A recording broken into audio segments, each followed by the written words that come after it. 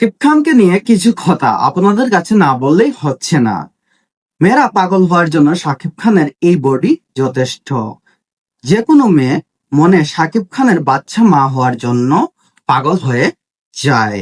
বাংলাদেশের অনেকেই মেয়ে নাকি প্রেগন্যান্সি অবস্থায় শাকিব খানের এই ছবিগুলো ফোনে সেভ করে সারাদিন দেখতো, যাতে শাকিব খানের মতো ফুটফুটে একটা বাচ্চা তারা জন্ম দিতে পারে।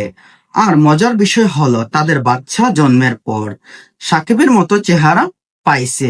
বিষয়টা অদ্ভুত হলেও কিন্তু সত্য।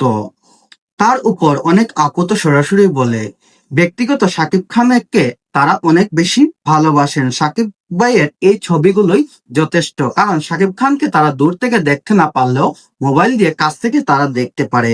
তাই বোঝা যায় প্রজন্ম বাড়ানোর জন্য শাকিব খানের এই ছবিগুলোই যথেষ্ট।